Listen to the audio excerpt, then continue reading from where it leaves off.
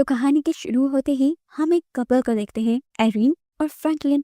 इनकी शादी को लगभग 50 साल गुजर गए थे और ये आज भी बहुत खुश थे। फ्रैंकलिन नोटिस करता है कि एरिन यानी उसकी वाइफ आज खाना नहीं खा रही और ये देखकर वो परेशान हो गया क्योंकि उसे लग रहा था कि एरिन की तबीयत खराब है। इस टाइम पर एरिन उससे तारों को देखने की ख्वाहिश करती है और ये लोग बाहर निकलने के बजाय एक बेसमेंट में चले जाते हैं। ऐसा लग रहा था कि जैसे ये बेसमेंट इन्होंने सभी लोगों से छुपा कर रखी हो। काफी सारी चीजें हटाने के बाद इन्होंने इस बेसमेंट का दरवाजा खोला। इन लोगों ने नीचे बेसमेंट में उतरकर एक लंबी टनल को पार किया और फिर पहुंच गए एक अजीब से कमरे में। इस कमरे में आते ही इन्होंने कुछ दबाया और ऊपर की तरफ से हमें तेज रोशनी आती दिखाई दी। कमरे की जमीन जोर से हिली और ये लोग किसी अजीब सी जगह पर पहुंच गए। ऐसा लग रहा था कि वो कमरा कोई टेलीपोर्टर था। इस टाइम ये लोग एक ऑब्जर्वेशन डेक पे थे जहाँ पर एक ग्लास लगा था और ग्लास के दूसरी तरफ इन्हें बहुत ही खूबसूरत नजारा दिखाई दे रहा था।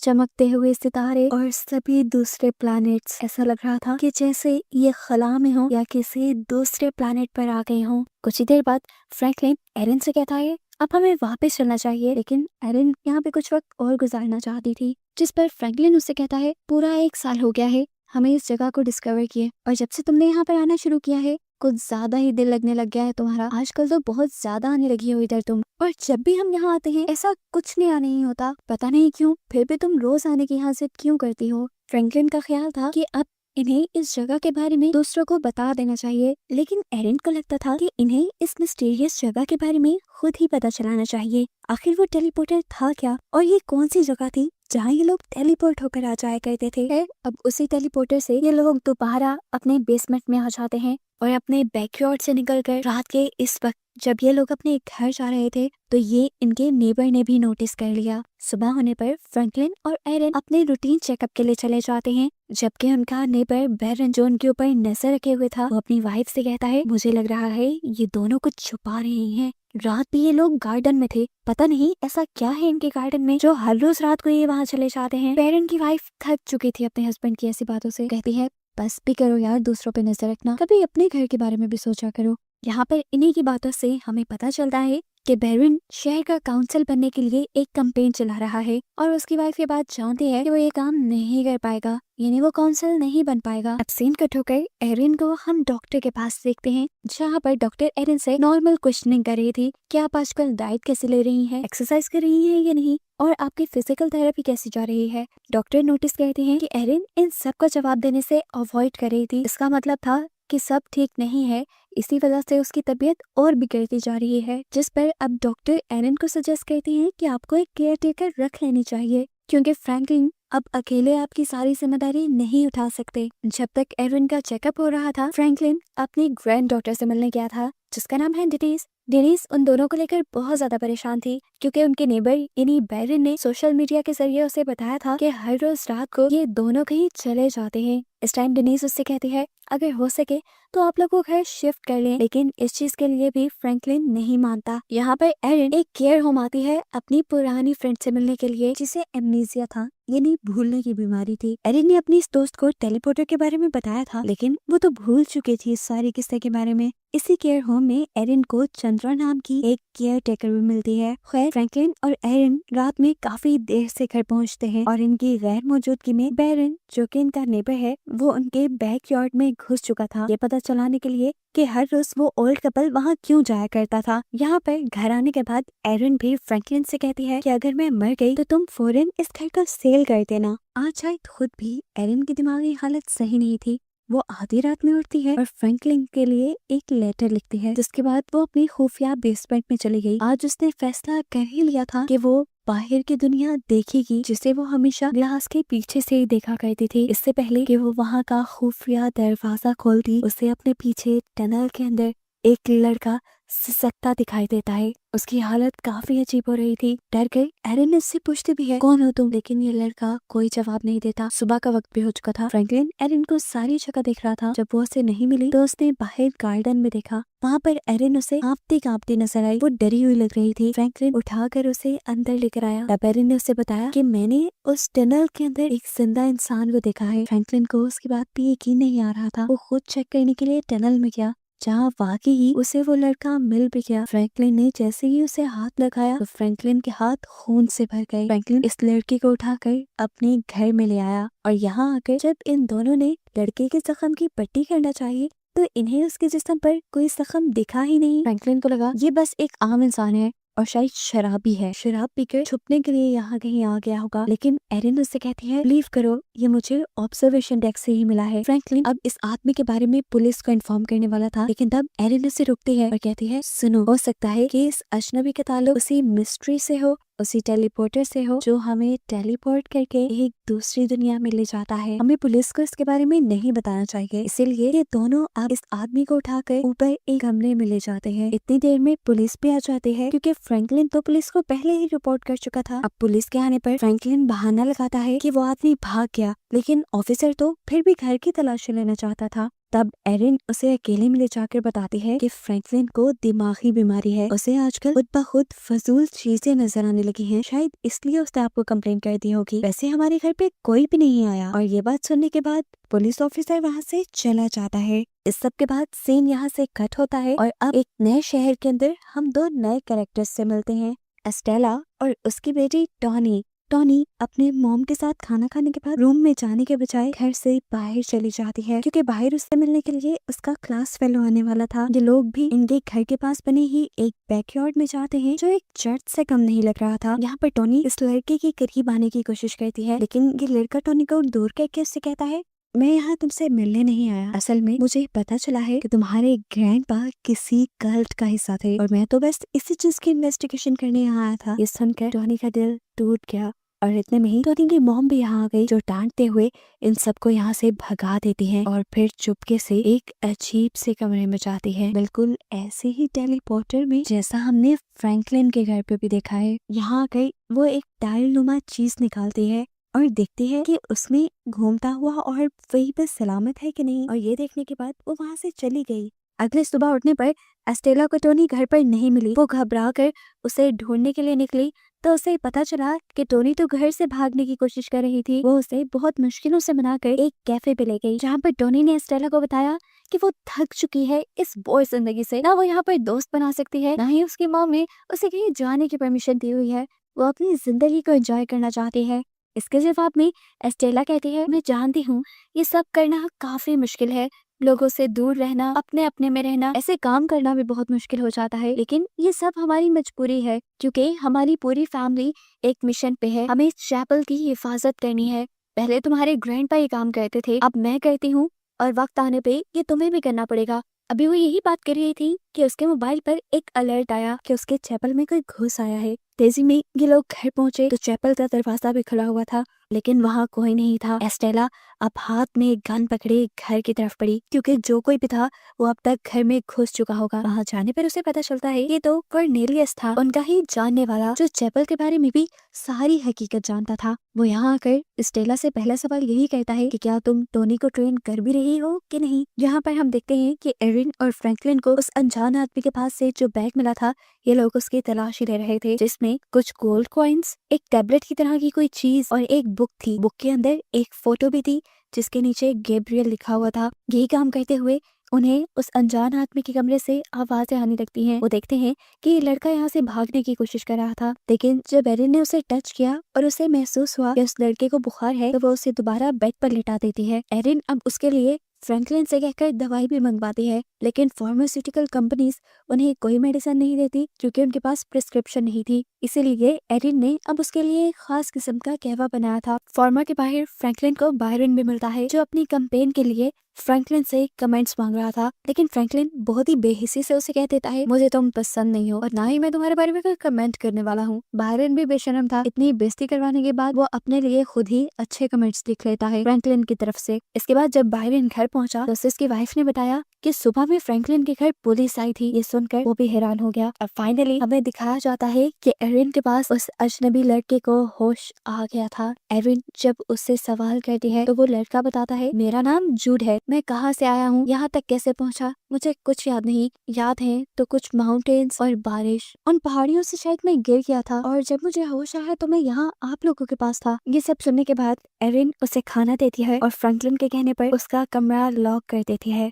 रात में वो लड़का टूट उठा और उसने बड़े ही तरीके से अपने कमरे का लॉक खोल लिया। चुपके से वो किचन में जाकर एक नाइफ लेता है और उसे छुपाकर वॉशरूम में ले आता है। यहाँ पर उसने छुरी की मदद से अपनी टांग पर छोटा सा कट लगाया और टांग के अंदर से एक चमकता हुआ कैप्सूल बाहर निकाला, जिसे वो यहीं सिंक में फेंक चला जाता है। इधर हम एस्टेला और टोनी को देखते हैं, जिसे कॉर्नेलियस ने एक नया मिशन सौंपा था एक आदमी को ढूंढने का। वो इस मिशन पे एस्टेला को टोनी को भी साथ ले जाने को कहता है और ये भी बोलता है कि उसे प्रो डिस्को भी चलाना सिखाओ, क्योंकि आगे चल के ये सारा काम टोनी को ही देखना था। लेकिन एस्टेला भी इस चीज के लिए तैयार नहीं थी। कॉर्नेलियस के वहाँ से जाने के बाद टोनी एस्टेला से पूछते हैं, प्रो डिस्को क्या है मॉम? एस्टेला बस छोटा सा जवाब देती है कि वो एक रास्ता है। साथ ही उसने टोनी से ये भी कहा, चलो बैग पैक करो, हम एक ट्रिप पर जा रहे हैं। पैकिंग करने के बाद ये लोग एयरपोर्ट जाने के बजाय एक सीक्रेट कॉरिडोर में चले गए, जहाँ दीवार के टाइल के अंदर एक हिडन पैनल भी था। यहाँ पर एस्टेला एक स्पेसिफिक एरिया चूज करती है और ये लोग चंद ही सेकंड में उस जगह टेलीपोर्ट भी हो जाते हैं। इन सारी चीजों से टोनी बहुत ज्यादा हैरान थी। लेकिन खैर दूसरी तरफ हमें फ्रैंकलिन की कहानी दिखाई जा रही है, जो एंटीक शॉप पर गया है जूट के बैग से निकले हुए गोल्ड कॉइन्स को बेचने के लिए। यहाँ का ऑनर बताता है कि ये स्पेनिश डबलून्स है जो 17वीं सदी के अंदर पाए जाते थे। इन्हें आज कोई खरीदना चाहेगा भी या नहीं,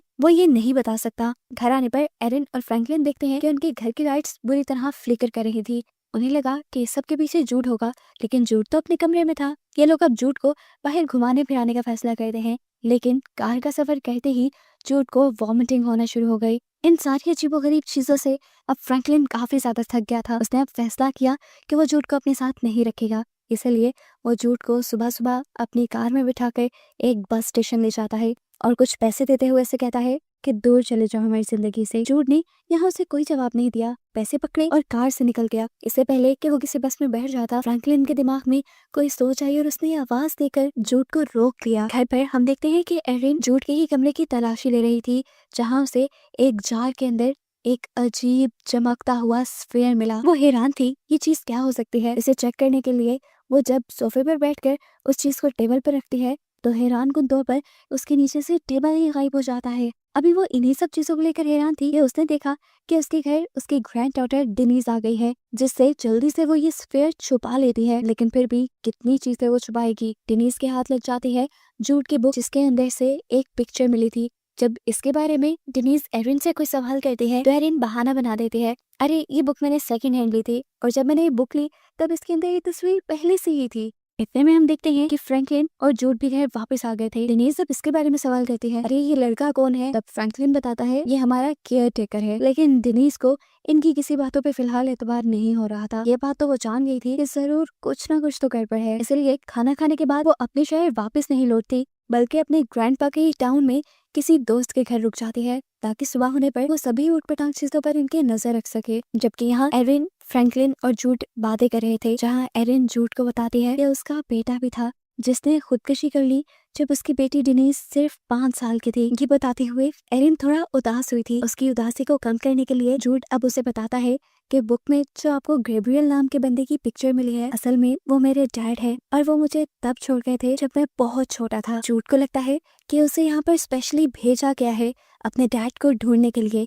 एरिन कहती है, अगर ऐसी ही बात है तो मैं उसे ढूंढने में तुम्हारी मदद जरूर करूंगी। यहाँ बाथरूम में दिखाया जाता है कि फ्रैंकलिन को खून से सनी हुई वही छुरी नजर आई जिससे जूट ने अपनी टांग पे कट लगाया हुआ था।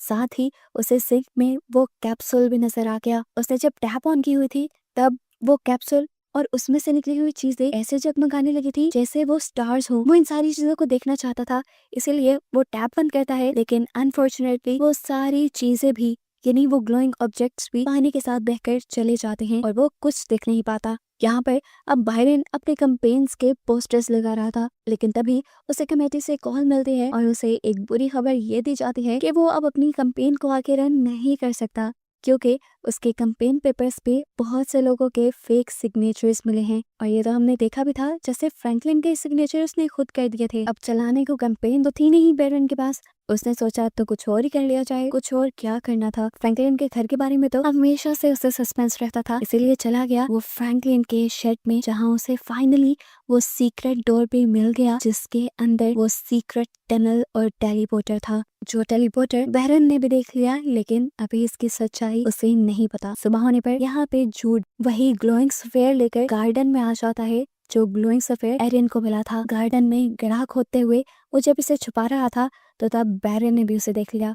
अब जो पहले ही शक में रहता था वो जूड से हजारों सवाल करने लग गया। जूड भी उसकी ज्यादा चीजों का जवाब नहीं देता और उसे कहता है कि मैं फ्रैंकलिन का केयर टेकर हूँ। यहाँ देखने को मिलता है कि फ्रैंकलिन जूड का कॉफी मग लेकर पुलिस स्टेशन आया है, क्योंकि उसने जो कुछ बाथरूम में देखा था उसके बाद उसे जूड पे शक होने लगा था। वो एक नॉर्मल इंसान उसे नहीं लगता था। वो ये सारी बातें पुलिस ऑफिसर को बताता है और उनसे रिक्वेस्ट करता है कि आप इसके फिंगरप्रिंट्स का पता चलाएं। देखें इस सबके पीछे जरूर कोई सीक्रेट छुपा है। लेकिन पुलिस ऑफिसर भी उसकी बात सुनकर हंसने लग जाते हैं और कहते हैं एरिन तुम्हारे बारे में सही कह रही थी, तुम्हें सच में ऊटपटांग के ख्याल आने लगे हैं, तुम्हें अपनी सेहत का ख्याल रखना चाहिए। जबकि यहाँ दूसरी तरफ एरिन और जूड गए थे एक लाइब्रेरी गैब्रियल का पता चलाने के लिए। वो गैब्रियल की फोटो लाइब्रेरियन को देते हैं और उससे कहते हैं कि क्या आप ऑनलाइन इस आदमी को ढूंढकर पता चलाने में हमारी मदद करेंगी। लाइब्रेरियन भी इनकी मदद करती है और उसे एक पुराने न्यूज़पेपर के जरिए पता चलता है कि जूड के फादर को काफी सालों पहले किसी जुर्म में अरेस्ट कर लिया गया था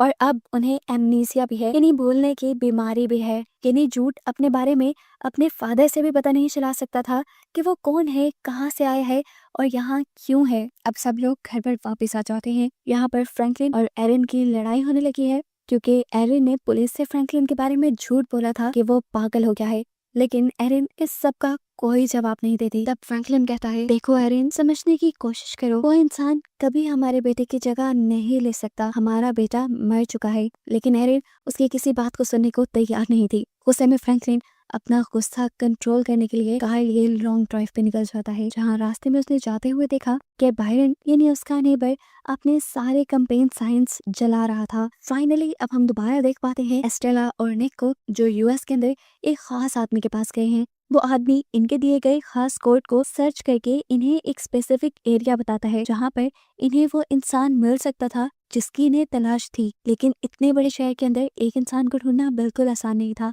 इसीलिए ये लड़का जो अभी इनकी मदद कर रहा था वो भी अपनी एक खास वैन के जरिए इनके साथ जाने का डिसाइड करता है, क्योंकि अपनी वैन के जरिए वो उस इंसान को ट्रैक कर सकता था। उसकी बस में सफर करते हुए तो उन्हें नोटिस करती है कि उसकी इस बस के अंदर बहुत सारी गन और चीजें भी हैं। यहाँ एरिन और फ्रैंकलिन के घर पर हम चंद्रा नामी नर्स से मिलते हैं। चंद्रा वही नर्स थी जो एरिन के फ्रेंड के केयर होम में हमें मिली थी। उसे केयर होम से निकाल दिया गया था क्योंकि उसने वहाँ पर रहने वाले लोगों की चीजें चुराई थी और अब वो जॉब ढूंढने के लिए एरिन के घर आई है। लेकिन यहाँ आने के बाद ये देखकर वो उदास हो गई कि जूड पहले से ही उनके केयर टेकर के तौर पर काम कर रहा है। ये बात जानने के बावजूद भी वो एरिन को अपना बिजनेस कार्ड दे जाती है और जाने से पहले वॉशरूम यूज करने के बहाने वो इधर उधर ढूंढती है कि शायद उसे चुराने के लिए कुछ कीमती मिल जाए। इनके जाने के बाद हम देखते हैं कि फ्रैंकलिन के लिए इनके घर एक कॉल आई थी। फ्रैंकलिन घर पे नहीं था तो कॉल उठा लेता है जूड। दूसरी तरफ इंटीक शॉप वाला बात कर रहा था, जिसे फ्रैंकलिन जूड के गोल्ड कॉइन देकर आया था। अब क्योंकि शॉपकीपर को उसका एक बायर मिल गया था,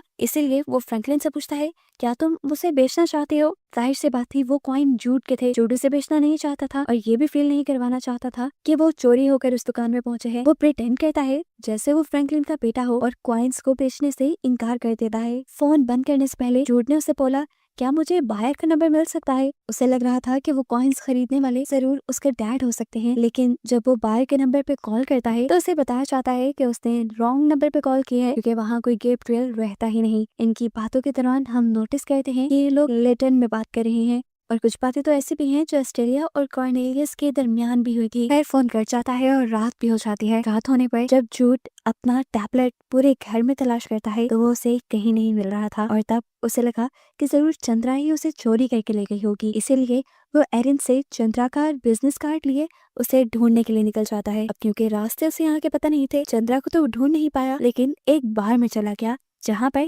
डिनीस भी थी। यहाँ डिनीस के साथ वो काफी एंजॉय करता है और थोड़ी ही देर में शहर के रंग में भी ढल जाता है। फाइनली अब तो उसने स्टेज पे परफॉर्म करने का भी डिसाइड कर लिया था। वो जब लैटिन में एक स्लो सॉन्ग गाता है तो सारे एकदम उसे देखने लग जाते हैं। किसी को समझ नहीं आ रहा था वो गा क्या रहा है, लेकिन वो बहुत खूबसूरत गा रहा था जिसे सब एंजॉय कर रहे थे। और फिर गाना खत्म करने के बाद जब उसने सबको देखा तो उसे अपना आप बहुत वियर्ड लगने लगा, अजीब लगने लगा। इसीलिए डेनिस की नजर से बचते हुए वो बाहर से चला गया। यहाँ पर गेमिंग जोन में हमें दिखाया जाता है कि फ्रैंकलिन और बायरन दोनों स्नूकर खेल रहे थे। तब बायरन फ्रैंकलिन से कहता है, अच्छा नहीं किया तुमने मेरे साथ अथॉरिटीज को मेरी कंप्लेन करके। फ्रैंकलिन कहता है, मैंने कौन सी कंप्लेन की तुम्हारी? बायरन भी हैरान था, क्या तुमने वो कंप्लेन नहीं की मेरी, तुम्हारे झूठे सिग्नेचर करने वाली? जिस पर फ्रैंकलिन उसकी गलतफहमी दूर कर देता है, अरे नहीं, मैंने ऐसी कोई कंप्लेन नहीं की। यही बातों ही बातों में इन दोनों के दरमियान काफी अच्छी बॉन्डिंग हो जाती है। पहले जो ये दुश्मनों की तरह रहते थे,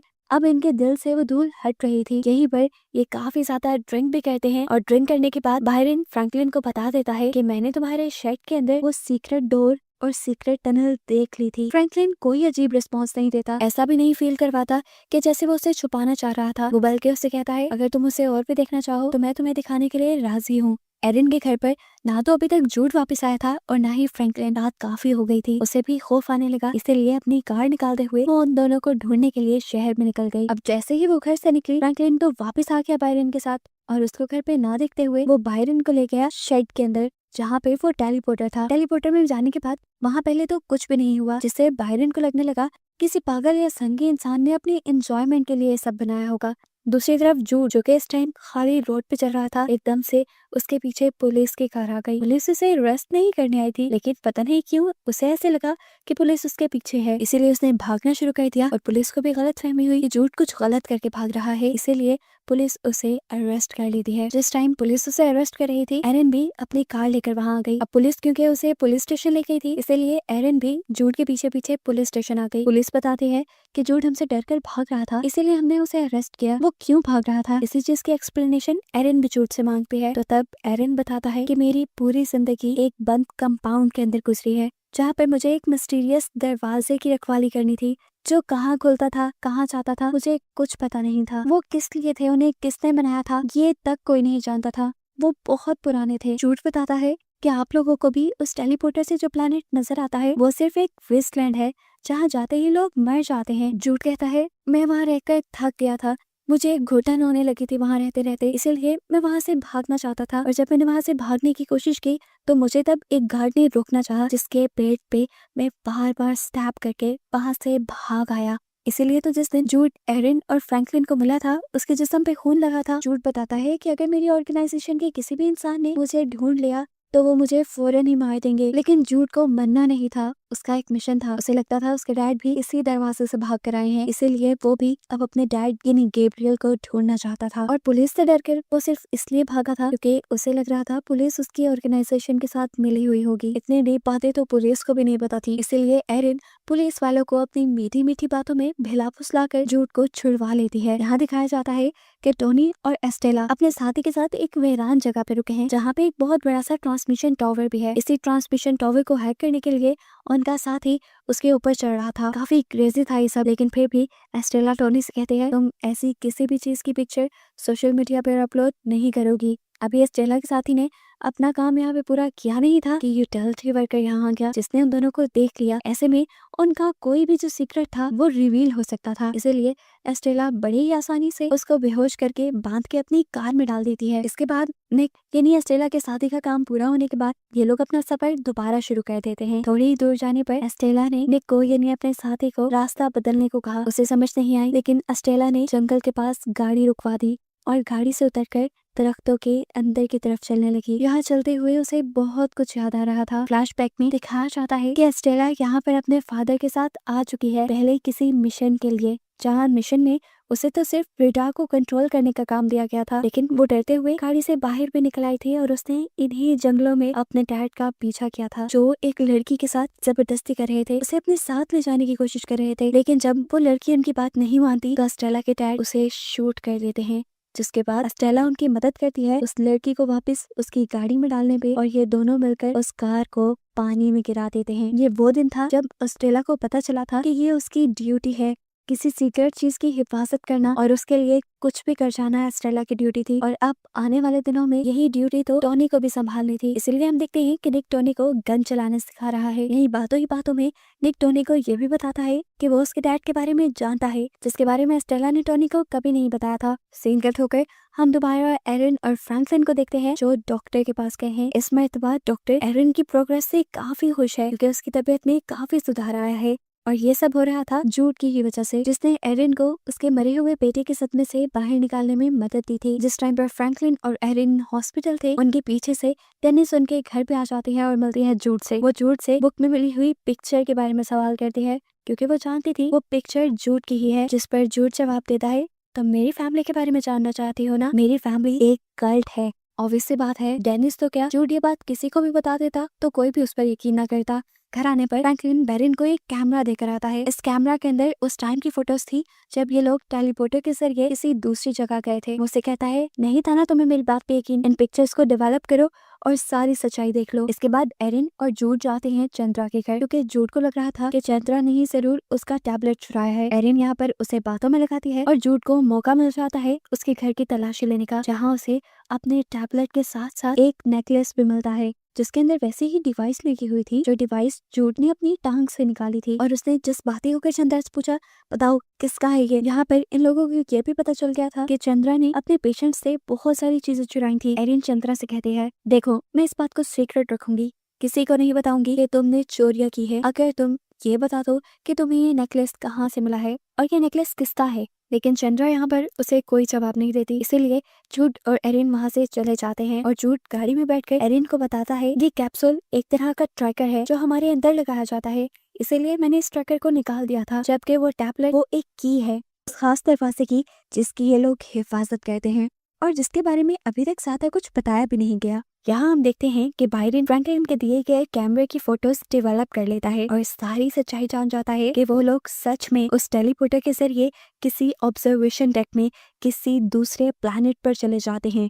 उसे इस बात पे बिल्कुल यकीन नहीं आ रहा था। वो फौरन इंटरनेट पर बैठकर इन चीजों के बारे में सर्च करना शुरू करता है, जहाँ उसे बहुत सी थ्योरीज मिलते जाती हैं टेलीपोर्टेशन के बारे में, लेकिन किसी पे भी यकीन करना मुश्किल था।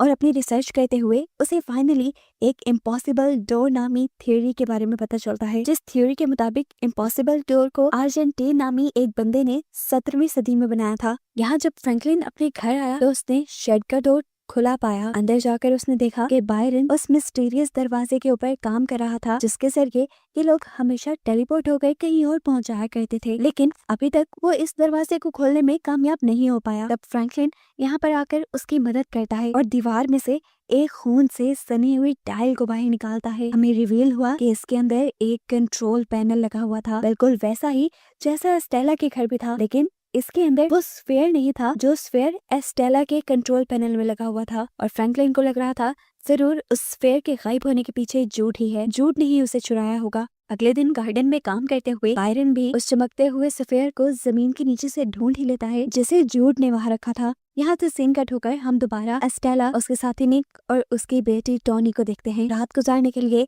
ये लोग एक होटल में रुके थे। जब भी एस्टेला को निक के कमरे के बाहर से अजीबोगरीब आवाजें आने लगती हैं। दरवाजा खोलकर वो जैसे ही अंदर गई तो उसने देखा कि निक उनके उस ग्लोइंग स्फेयर के साथ खेल रहा था और उससे अजीबोगरीब मैजिक ट्रिक्स दिखाकर एक लड़की को इम्प्रेस करने की कोशिश कर रहा था। वहां जाते ही वो लड़की को पैसे देकर यहाँ से भगा देती है और वो स्फेयर अपने पास रखकर निक से बोलती है, पता है ना तुम्हारी जैसी शरारतों की वजह से तुम्हारा भाई मारा गया था। इन सबके जवाब में निक उससे बदतमीजी करता है, यहाँ तक कि सुबह भी जब वो एस्टेला को धमकी देता है कि वो निक को उसके डैड के बारे में बता देगा तो एस्टेला उसका मुंह टेबल पर मारकर उसकी वैन लेकर वहाँ से भाग जाती है। अब रास्ते में एस्टेला टोनी को बताती है असल में ये लोग जिस आदमी को ढूंढ रहे हैं वो इन्हीं की ऑर्गेनाइजेशन का एक हिस्सा है, लेकिन अब उन्हें ढूंढने के लिए आगे जाना कहाँ था ये तो निक ही बात जानता था। तो टोनी अब एस्टेला को आइडिया देती है, निक का काम हम खुद भी कर सकते हैं। निक की मशीन को यूज करते हुए सीन कट होकर हम जूड को देखते हैं जो डेविस के साथ एक आदमी के पास आया था, क्योंकि ये चंद्रा का बताया हुआ ओल्ड मैन था जिससे उसने वो ट्रैकर वाला कैप्सूल लॉकेट चुराया था।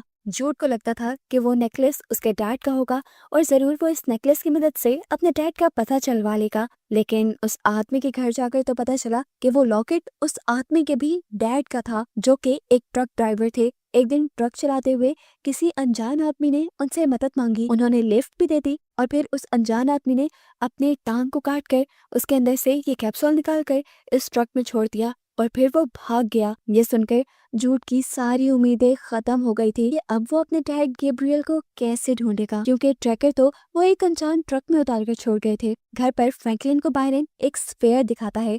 ये वही स्फेयर था जो उस कंट्रोल पैनल के अंदर रखना था। बायरन तो बहुत एक्साइटेड था इसे ट्राई करने के लिए, लेकिन फ्रैंकलिन नहीं। फ्रैंकलिन उससे कहता है तुम अकेले ही इसे ट्राई कर लो। इसलिए बायरन खुद ही शर्ट के अंदर चला जाता है वो स्फेयर उस कंट्रोल पैनल में डालने के लिए, लेकिन स्फेयर को कंट्रोल पैनल में डालने के बाद भी वहाँ कुछ नहीं होता। यहाँ पुलिस स्टेशन में जूड की काफी सारी इलीगल एक्टिविटीज की पुलिस को रिपोर्ट मिली थी। हालांकि हम जब से जूड को देख रहे हैं तब से तो उसने ऐसा कोई गलत काम नहीं किया। अब पुलिस ऑफिसर एरिन के घर जाते हैं जूड को अरेस्ट करने के लिए। एरिन भी ये सब देखकर हैरान थी। जूड को बचाने के लिए वो ऑफिसर से झूठ बोल देती है कि कल रात उसने शराब पी थी, इस वजह से मैंने उसे जॉब से निकाल दिया। पुलिस ऑफिसर के जाते ही यहाँ पर जूड और डेनीज आ जाते हैं। यहाँ पर जूड एरिन को बताता है कि मुझे सालों पहले की अपने डैड की एक लोकेशन पता चली है, हो भी सकता है कि मेरे डैड मुझे मिल जाए। यहाँ पर एरिन अब उसे ये भी बताती है कि तुम्हें ढूंढते हुए पुलिस ऑफिसर्स भी आए थे, क्योंकि तुम्हारे खिलाफ बहुत सी क्रिमिनल एक्टिविटीज रिपोर्ट की गई हैं, जिन्हें देखकर जूड हैरान हो जाता है और एरिन को बताता है कि ये जरूर मेरी ऑर्गेनाइजेशन का काम है, क्योंकि वो मुझे पकड़ना चाहते हैं, वो चाहे पुलिस के जरिए हो या किसी भी और जरिए। ये सब बताने के बाद जूड अब डेनीज और एरिन के साथ अपने डैड की तलाश में चला जाता है, जबकि घर पर फ्रैंकलिन को एक कॉल आते हैं उन्हीं सिक्कों को खरीदने के बारे में जो जूड के चुरा कर वो एक इंटीक शॉप पर ले गया था। इस मर्तबा उन कॉइन्स को खरीदने के लिए एक बायर आया था जो पोटेंशियली उसे खरीदना भी चाहता था और ये भी जानना चाहता था कि आखिर इतने रेयर कॉइन्स फ्रैंकलिन को मिले कहाँ से। इस चीज का जवाब तो फ्रैंकलिन के पास था नहीं, इसलिए नर्वस होकर उसने फोन काट दिया। ठीक इसी टाइम पर बायरन भी उसे बुलाने के लिए आ गया, क्योंकि वो उसे बताना चाहता था उसने टेलीपोर्टर के साथ एक जनरेटर लगा दिया था। वो ऑर्ब उस दिन इसलिए नहीं चला था क्योंकि उसके अंदर पावर कम थी। जैसे ही वो इस ऑर्ब को जनरेटर से एनर्जी देता है, एकदम से एक बहुत बड़ी शॉकवेव पूरे एरिया से गुजरती है। हर जगह की लाइट्स फ्लिकर करने लग जाती हैं, कुत्ते भी भौंकना शुरू हो जाते हैं, कार के अलार्म भी बजने लगे, यहाँ तक कि एस्टेला और टॉनी जिस ट्रक के अंदर थे उस ट्रक में भी ये शॉक वेव फील की गई थी। खैर यहाँ दिखाया जाता है कि फाइनली अब उस टेलीपोर्टर के जरिए फ्रैंकलिन और बायरन उस ऑब्जर्वेशन डेक के अंदर पहुंच चुके हैं, जहाँ पर फ्रैंकलिन और एरिन कई मर्तबा आए हैं। बायरन ये सब अपनी आंखों से देखकर हैरान था। सामने का नजारा बहुत खूबसूरत था। फ्रैंकलिन यहाँ बैरन से कहता है कभी भी मेरे अंदर इतनी हिम्मत नहीं आई कि मैं इस ऑब्जर्वेशन डेक से बाहर कहीं चला जाऊं, लेकिन अब मैंने सोच लिया है कि मैं बाहर जरूर जाऊंगा। मैं पिछले कई सालों से एक स्पेस सूट बनाने की कोशिश कर रहा था, लेकिन मैं उसे आज तक बना नहीं पाया। बायरन से कहता है कोई बात नहीं, अब हम उसे मिलकर कंप्लीट करेंगे। अब इसी स्पेस सूट को कंप्लीट करने के लिए वो एक शॉप पे जाकर कुछ डाइविंग सूट की चीजें लेता है और फिर घर आकर टूल्स लेने लग जाता है, जहाँ पर उसकी वाइफ से उसका झगड़ा भी हो गया, क्योंकि काफी दिन से बायरन ना तो घर पे नजर आता था और ना ही वो घर की किसी चीज पे इंटरेस्ट ले रहा था। इनकी इन्हीं बातों के दौरान बायरन को पता चल जाता है कि काउंसिल में उसके खिलाफ रिपोर्ट करने वाली और कोई नहीं बल्कि उसकी वाइफ ही थी। यहाँ हम एस्टेला को देखते हैं जो शहर के अंदर जूड के मिसिंग पोस्टर्स लगा रही थी। ऐसा करते हुए उसे पुलिस ऑफिसर देख लेते हैं और ऐसे में एस्टेला बुरी तरह घबरा जाती है। टोनी सिचुएशन संभालने के लिए एस्टेला से लैटिन में बातें करने लगी और ऑफिसर कुछ भी ना समझ आने पर कंफ्यूज होकर वहां से चला गया और फाइनली इन दोनों की जान इस पुलिस वाले से तो बची। खैर इसके बाद ये लोग एक होटल रूम में आ जाते हैं, जहां टोनी सोशल मीडिया चेक करते हुए जूड की एक वीडियो देख। ये उस टाइम की वीडियो थी जब जूड ने बाहर में गाना गाया था। ये देखते ही एस्टेला को होप मिली कि उसे जूड बस मिल ही गया है। वो अब अकेले इस सारे मामले को इन्वेस्टिगेट करने का फैसला करती है। बार में जाने पर एस्टेला को जूड के बारे में तो पता नहीं चलता, लेकिन जूड के छोड़े हुए एक कार्ड के बारे में जरूर पता चल जाता है जो चंद्रा का था। असल में जब वो चंद्रा को ढूंढने के लिए निकला था तो तब उसका कार्ड वो इसी बार में छोड़ गया था। अब एस्टेला मिलना चाहती है चंद्रा से, यानी उसी नर्स से, जहाँ वो जब नर्स से जूड के बारे में पूछती है तो चंद्रा उसे ये कहकर कोई जवाब नहीं देती कि जब तक तुम मुझे पैसे नहीं दोगी तब तक मैं तुम्हें किसी के बारे में कुछ भी नहीं बताऊंगी। असल में इस वक्त चंद्रा के पास बिल्कुल भी पैसे नहीं थे और उसने सोचा क्यों ना एस्टेला को ही बेवकूफ बना लिया जाए। एस्ट्रेला के पास उस टाइम पैसे नहीं थे, इसीलिए वो होटल वापस आई पैसे लेने के लिए, जहाँ उसे मिल गया कॉर्नेलियस, जो उससे अपडेट लेने के लिए आया था कि आखिर वो अपने मिशन पे पहुंची कहाँ तक। एस्ट्रेला भी कॉर्नेलियस को सारी बात बता देती है कि उसे एक वीडियो के जरिए एक बार का पता चला था जहाँ पर झूठ था, वहाँ से उसे एक कार्ड मिला है और उस लड़की के घर जाने पर वो लड़की बिना पैसे दिए कुछ बताने को मान ही नहीं रही। अब कॉर्नेलियस उनके साथ जाता है और चंद्रा को कुछ गोल्ड कॉइन्स देता है, लेकिन चंद्रा ये कहते हुए उन्हें दूसरी तरफ फेंक देती है कि मुझे क्या पता ये असल भी है कि नहीं, मुझे सिर्फ कैश अमाउंट ही चाहिए। ये सुनकर कॉर्नेलियस को भी गुस्सा आ गया और वो उसके पास जाकर उससे टॉर्चर करने लगा। उसने चंद्रा को तब तक टॉर्चर किया जब तक चंद्रा ने उसे झूठ की लोकेशन नहीं बता दी, और उसके बाद उसने चंद्रा को मारकर उसे की कार में डालकर उसकी कार को जला दिया। ये देखकर पीछे खड़ी एस्टेला और टोनी दोनों घबरा चुकी थी। खैर दूसरी तरफ अब हम जूड, एरिन और डेनिस को देखते हैं, जो उस जगह पर पहुंचे थे जिस जगह के बारे में उस आदमी ने बताया था कि ट्रक ड्राइवर ने शायद यहाँ गैब्रियल को यानी जूड के डैड को ड्रॉप किया होगा। यहीं आसपास इन्हें एक घर मिल जाता है जहाँ पर ये लोग गैब्रियल के बारे में इन्वेस्टिगेट करना शुरू करते हैं और मालूम होता है कि हैना नामी लड़की गैब्रियल के साथ रिलेशन में थी, लेकिन आज से 15 साल पहले बिना कुछ बताए गैब्रियल उसे छोड़कर चला गया। ना उम्मीद होकर इन्हें वापस से जाना था, लेकिन हैना उन्हें रात के लिए रोक लेती है क्योंकि ये लोग बहुत लंबी ड्राइव करके आए थे। यहाँ हैना के घर पर एरिन फ्रैंकलिन को कॉल करती है, लेकिन फ्रैंकलिन कॉल रिसीव नहीं कर रहा था क्योंकि उसे लग रहा था कि उसके और एरिन के रिलेशन के अंदर कुछ ना कुछ गड़बड़ हो चुकी है। यहाँ इन सभी लोगों को हैना के घर के इर्द गिर्द अजीबोगरीब आवाजें भी सुनाई दे रही थी, लेकिन हैना ने इन सबको ये कहते हुए तसल्ली दी थी कि जंगल में हवाओं की आवाजें ऐसी ही होती हैं। हालांकि साफ नजर आ रहा था कि हैना कुछ छुपा रही है, क्योंकि इन लोगों के सो जाने के बाद हैना एक सीक्रेट कमरे में जाती है जहाँ पर एक आदमी इन सबको अपने खुफिया कैमरा से देख रहा था। अब यही लड़का हैना को बताता है कि एरिन ने अभी जिस नंबर पे कॉल की है वो नंबर उसी आदमी का है जिसने गोल्ड कॉइन्स बेचने थे। और यहाँ हमें इस बात का पता चला कि फ्रैंकलिन के पास बार बार जिस बाहर की कॉल आ रही थी उन कॉइन्स को खरीदने के लिए वो कोई और नहीं बल्कि हैना और उसका साथी ही थे। यहाँ हम देखते हैं कि जूड गैब्रियल के रूम में ही सोया था जहाँ पर आज से 15 साल पहले गैब्रियल रहता होगा, और वहाँ पर गैब्रियल के पास वही बुक थी जो आज के टाइम पर जूड के पास भी थी। इस बुक के अंदर बहुत सारे नोट्स बनाए गए थे, बहुत सारी लाइंस को अंडरलाइन किया गया था। सीन कट होकर अब हम फ्रैंकलिन और बायरन को देखते हैं जहाँ फाइनली बायरन अपना स्पेस सूट कंप्लीट कर चुका है और ये लोग अब उसी टेलीपोर्टर के जरिए ऑब्जर्वेशन डेक के अंदर भी आ गए हैं, जहाँ से दूसरी तरफ जाना इनका बस ख्वाब ही था जिसे अब ये लोग पूरा करने वाले थे। ऑब्जर्वेशन डेक से हर रात ये सितारे देखा करते थे, लेकिन अब दिन का वक्त था। बायरन फ्रैंकलिन को भी अपने साथ बाहर जाने को कहता है, लेकिन फ्रैंकलिन ये कहते हुए मना कर देता है कि काफी सालों से एरिन यहाँ जाने की जिद कर रही थी और ऐसा नहीं हो सकता कि मैं उसके बगैर यहाँ चला जाऊँ। अब इस ऑब्जर्वेशन डेक के बाहर जाने के बाद बायरन बहुत ज्यादा खुश था, बहुत ज्यादा एक्साइटेड था। फ्रैंकलिन रेडियो के जरिए उससे कम्युनिकेट कर रहा था और उससे कह भी रहा था तुम ज्यादा दूर मत जाना, ये ना हो कि तुम्हें कुछ हो जाए। लेकिन बायरन नहीं सुनता। वो ये कहता है कि मुझे सामने फर्नीचर नजर आ रहा है। ये कहते हुए वो आगे एक पहाड़ी के पीछे गया और फिर लौट के भी नहीं आया, यहाँ तक कि उनके सिग्नल्स भी टूट गए और फ्रैंकलिन बुरी तरह घबरा गया। अब क्या करता वो घबराया हुआ टेलीपोर्टर में बैठकर घर वापस आ गया, जहाँ उसने देखा कि एरिन और उसकी फैमिली भी वापस आ गई थी। उसके चेहरे पे साफ नजर आ रहा था कि उसके साथ कुछ बुरा हुआ है, लेकिन जब ये लोग फ्रैंकलिन से पूछते हैं कि क्या हुआ तो फ्रैंकलिन ये कहकर टाल देता है कि मेरी कुछ तबीयत ठीक नहीं। यहाँ हमें देखने को मिलता है कि जूड गैब्रियल की बुक के नोट्स के जरिए अपने टैबलेट और अपने बुक के ऊपर लिखे हुए मैसेज को ट्रांसलेट करने की कोशिश कर रहा है, जबकि यहाँ अब एरिन डेनिस को लेकर टेलीपोर्टर रूम के अंदर आई है क्योंकि उसे लगने लगा है कि ये सही वक्त है किसी को इस टेलीपोर्टर के बारे में बताने का। इस टेलीपोर्टर के पास लाकर वो डेनिस को बताती है कि तुम्हारे डैड के मरने के बाद ही ये टेलीपोर्टर हमें मिला था और तब से मुझे लगने लगा कि मेरा बेटा इसके साथ कहीं ना कहीं जुड़ा हुआ है, इसलिए मैंने इसके बारे में किसी को नहीं बताया। एरिन उसे ये भी बताती है कि तुम्हारे डैड के मरने के बाद मैं डिप्रेशन में चली गई थी और इस टेलीपोर्टर की मदद से दूसरे प्लैनेट पर जा जाकर ही मैंने अपने गम को कम किया। मैं डिप्रेशन से बाहर निकली। काफी देर तो डेनिस बैठकर यहाँ उसकी बातें सुनती रही, लेकिन फिर उसे गुस्सा आ गया इस बात पर कि उसके ग्रैंड पेरेंट्स ने कितनी सारी सच्चाइयां उससे छुपाई थी।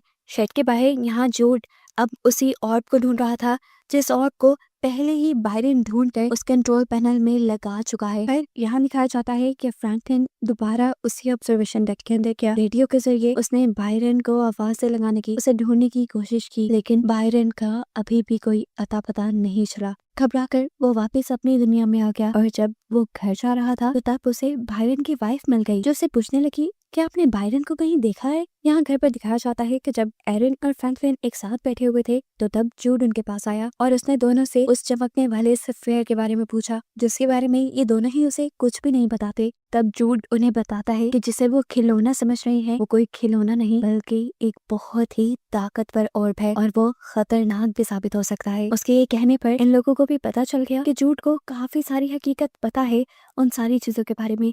ये लोग भी जूड से सवाल करने लगते हैं कि उस ऑब्जर्वेशन डेक के पीछे आखिर है क्या। तो जूड उन्हें बताता है कि ऑब्जर्वेशन डेक के पीछे सिर्फ वेस्टलैंड है, जहाँ सारी खराब चीजें जाती है या जहाँ जाने के बाद चीजें मर जाती है। सीन कट होकर फाइनली हम एस्टेला और टॉनी को देखते हैं जो कर्नेलियस के साथ जूड को ढूंढ रहे थे। यहाँ पर कर्नेलियस 2 मिनट के लिए ट्रक रोकता है और ट्रक से बाहर जाता है। जब एस्टेला टॉनी को बताते हैं कि हमें हर हाल में जूड को ढूंढकर मारना होगा, अगर हमने ऐसा ना किया तो हमारी ऑर्गेनाइजेशन तुम्हें मेरे पास से ले जाएगी। इनकी इन्हीं बातों के दौरान दूसरी तरफ कर्नेलियस जब जंगलों में था तब उसे वहाँ पर मरे हुए बर्ड्स नजर आए। इन्हीं बर्ड्स के मरे होने के बाद वो जल्दी से जाकर एस्टेला को बताता है।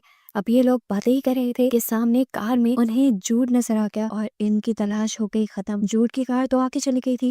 एस्टेला जूड की कार का पीछा करने लगी जबकि टोनी और कर्नेलियस दूर से आयरन के घर की इन्वेस्टिगेशन करने लगे। यही बातों में कॉर्नेलियस ने टोनी को बता भी दिया कि तुम्हारे डैड निक के भाई थे और साथ में के भाई थे जिसे तुम्हारी मॉम ने मार डाला है और ये सब खत्म होने के बाद मैं तुम्हें उनसे जरूर मिलवा दूंगा। ये कहने के बाद अब ये लोग अपने मिशन पर निकल जाते हैं। टोनी आगे बढ़कर फ्रैंकलिन से बात करने की कोशिश करती है इससे पहले कि फ्रैंकलिन उससे पूछता कि तुम हो कौन। कॉर्नेलियस ने पीछे आकर उसे गन पॉइंट पे ले लिया। टोनी का सामने आकर प्यार से बात करना उनकी बस एक चाल ही थी। यहाँ हमें दिखाया जाता है कि जूड और डेनिस जहाँ रुककर बातें कर रहे थे पीछे से एस्टेला इन दोनों के ऊपर फायर कर देती है और ये दोनों ही एक कार की ओट में छुप जाते हैं। जूड ने डेनिस से कहा तुम सबसे पहले जाओ अपने ग्रैंड पेरेंट्स के पास और मुझे पीछे मुड़कर न देखना। ये कहने के बाद वो जंगलों के अंदर भाग गया और एस्टेला उसका पीछा करने लगी। डेनिस जब घर पहुंची तो उसने देखा कि फ्रैंकलिन और एरिन को पहले ही कर्नेलियस ने बंदी बनाया हुआ था और उसके जाने पर उसे भी बंदी बना लिया गया। इससे पहले कि अब कर्नेलियस इनमें से किसी को भी मार देता, एरिन डरकर बता देती है कि हमारे शेड के अंदर एक टेलीपोर्टर है। ये सुनकर वो थोड़ा हैरान हुआ और उसने अपनी गन टोनी को थमाकर खुद वो शेड के अंदर चला गया उस टेलीपोर्टर को चेक करने के लिए। टोनी को ऐसे इन लोगों को बांध कर रखना अच्छा नहीं लग रहा था। थोड़ी सी हिम्मत जुटाने के बाद वो इन लोगों को छुड़ाने की जैसे ही कोशिश करती है तो उसी वक्त कॉर्नेलियस वापस आ जाता है। अब कॉर्नेलियस के लिहाज से क्योंकि टोनी एक जुर्म करने जा रही थी इसीलिए कॉर्नेलियस पहले उसे ही सजा देने लगा और इसी दौरान हमने देखा कि डेनिस अपनी चाबियों की मदद से इन सबके हाथ छुड़वा चुकी थी। यहाँ दिखाया जाता है कि एस्टेला अभी भी जूड का जंगल में पीछा कर रही थी। तभी उसे कॉर्नेलियस की कॉल आई कि तुम बस जंगल में एक ऐलान करो कि अगर जूड एरिन की फैमिली को बचाना चाहता है तो फौरन अपने आप को सरेंडर कर दे, नहीं तो उसकी पूरी फैमिली मार दी जाएगी। ना चाहते हुए भी उन लोगों को बचाने के लिए जूड को सामने आना पड़ा और एस्टेला उसे खींचते हुए अपने साथ ले जाने लगी। तब जूड ने उससे कहा मुझे तुम बचपन से याद हो, तुम्हारा मेरा बचपन से कोई लिंक है। मुझे याद है तुम अपने घुटनों के पल बैठे मेरी माँ से कोई भीख मांग रही थी और उस टाइम कोई फेस्टिवल कोई सेरेमनी चल रही थी हमारी ऑर्गेनाइजेशन में। एस्टेला उसके इस टाइम किसी बात का कोई जवाब नहीं देती और उसे अपनी वैन में डालकर एरिन के घर ले आती है। जहाँ जाते ही कॉर्नेलियस जूड को एक जोरदार पंच करता है और उसे कहता है तुम्हें उसी ने भेजा है ना। अब जूड को भेजा किसने था ये एक नई मिस्ट्री थी, लेकिन कॉर्नेलियस और एस्टेला अब उसे मारने वाले थे। वो उसे मारना क्यों चाहते हैं ये भी एक मिस्ट्री ही है। अब कॉर्नेलियस जूड को मारना चाहता था और उसके पीछे क्या रीजन थी ये भी मिस्ट्री है। इससे पहले कि वो जूड को मार देता फ्रैंकलिन यहाँ खड़ा होकर जूड को बचाने के लिए उसके सामने आ जाता है, लेकिन एक बूढ़ा इंसान उसकी ताकत के आगे क्या था। उसने तो फ्रैंकलिन को एकदम से झटका देकर दूर गिरा दिया। ये देखकर एरिन को गुस्सा आया और उसने वहां से कोई चीज उठाकर कॉर्नेलियस के सर पे दे मारी जिससे वो वहीं गिर गया। एस्टेला ने उसकी गन संभाल ली और वो बोली कि अब इसके बाद किसी बेकसूर की मौत नहीं होगी। ये कहने के बाद उसने अपनी टीजर गन से कॉर्नेलियस को बेहोश कर दिया और फिर बांधकर अपनी वैन में डाल दिया। ये काम करने के बाद उसने आयरन और फ्रैंकलिन को बताया था कि वो और टोनी अब लंबे सफर में निकलेंगे। इन्हें अपने टेलीपोर्टर से वापस अपने घर जाना था। यहाँ जूड उससे पूछता है कि तुम अकेली जाओगे, तुम्हें डर नहीं लगेगा, तुम्हारी जान को भी खतरा है। जिस पर एस्टेला कहती है अब मुझे कोई डर नहीं, क्योंकि किसी भी बुरी घड़ी में ये कॉर्नेलियस ही मेरे काम आने वाला है। खैर ये लोग अब अपने सफर के लिए निकल जाते हैं। अब ये लोग ड्राइव ही कर रहे थे कि जोर से किसी ने पीछे से इनकी वैन को आकर हिट किया। इन्हें लगा कि नॉर्मली किसी से गलती हो गई थी, लेकिन ऐसा नहीं था, कोई जानबूझकर ये सब कर रहा था। इसी कार ने फिर साइड से आकर जब ट्रक को हिट किया तो ट्रक डिसबैलेंस होकर साइड पे ग्राउंड में गिर गया और फिर ट्रक में से निकलकर आदमियों ने एस्टेला और टोनी को बंदी बना लिया। हमें देखने को मिला कि उस कार के अंदर और कोई नहीं बल्कि हैना थे, जिसके घर गैब्रियल भी रहकर आया था और जिसने एरिन और उसकी फैमिली को एक रात के लिए अपने घर भी रोका था। वो यहाँ पर कॉर्नेलियस को हेलो कहते हैं और सीन यहीं से कट होकर हमें दोबारा एरिन की फैमिली को दिखाया जाता है। यहाँ पर जो उस टेलीपोर्टेशन मशीन को ठीक कर रहा था वो दिखाता है कि उसके पास जो टैबलेट था वो असल में इसी कंट्रोल पैनल का एक पार्ट था, एक कीबोर्ड था, जिसकी मदद से वो इस टेलीपोर्टर की लोकेशन को कहीं पे भी सेट कर सकते थे और हम जूड को जहाँ जाना था वो वहाँ भी जा सकता था। फाइनली वो यहाँ सबको एक गुड बाय कहता है और ये सभी के लिए एक इमोशनल मोमेंट बन जाता है। उसके जाने से पहले टिनीज उससे कहते हैं मैं भी तुम्हारे साथ जाऊंगी। जूड ने भी उसे मना नहीं किया और कुछ ही सेकंड में ये टेलीपोर्टर से गायब हो गए। जब इन्हें दिखाया गया तो ये लोग बैंकॉक की एक फैंसी सी बिल्डिंग में थे। अब सीन कट होकर फाइनली दोबारा हम एरिन और फ्रैंकलिन को देखते हैं। फाइनली एरिन से कन्फेस कर लेता है कि उसने स्पेस सूट बना लिया है, जिसके चलते ये लोग अब उस ऑब्जर्वेशन डेक के दूसरी तरफ जा सकते हैं। ये कहने के बाद वो एरिन को ये सच्चाई भी बता देता है कि वो सूट फ्रैंकलिन और बायरन ने मिलकर बनाया था और बायरन उस जगह पर जाकर गायब हो चुका है। अगर तो वो मर गया है तो हमें उसे वहाँ से वापस लाना होगा, एटलीस्ट आखिरी मर्तबा उसकी वाइफ उसे देख तो ले। यहाँ एरिन फ्रैंकलिन को सपोर्ट करती है और उसे स्पेस सूट पहनाकर ऑब्जर्वेशन डेक से बाहर भेज देती है, जहाँ थोड़ी ही दूर जाने पर फ्रैंकलिन का भी कांटेक्ट उससे खत्म हो जाता है और वो उस पहाड़ी से दूसरी तरफ गायब हो जाता है। असल में पहाड़ी की दूसरी तरफ फ्रैंकलिन देख रहा था कि एक मरा हुआ आदमी वहाँ पड़ा हुआ है। इस आदमी को जूड ने ही मारा था। जूड ने इन्हें बताया भी था। अभी वो यही सब सर्च कर रहा था कि एकदम से उसकी सूट में ऑक्सीजन खत्म होने लगी। उसके लिए सांस लेना मुश्किल हो गया और वो यहीं पर बेहोश हो गया। उसे लग रहा था कि अब वो जिंदा नहीं बचेगा, लेकिन उसी टाइम पर एरिन यहाँ आई। एरिन ने उसका मास्क उतारा और हमें दिखाया गया कि एरिन भी बिना मास्क के यहाँ थी। ये जो जगह थी यहाँ पर इंसान सांस ले सकते थे। फ्रैंकलिन रिलैक्स हो जाता है और ये दोनों अब इस जगह को एंजॉय करने लगते हैं और इन्हीं को दिखाते हुए ये सीजन यहाँ खत्म हो जाता है बहुत सारी मिस्ट्रीज के साथ, जैसा कि जिस जगह पर एरिन और फ्रैंकलिन खड़े थे वो जगह कौन सी थी और आखिर जूड की ऑर्गेनाइजेशन है क्या और वो लोग करते क्या हैं। आखिर कॉर्नेलियस जूड को पकड़कर मारना क्यों चाहता था और हैना ने कॉर्नेलियस को क्यों पकड़ा था, ये सब बातें पता चलेंगी इसके अगले सीजन में।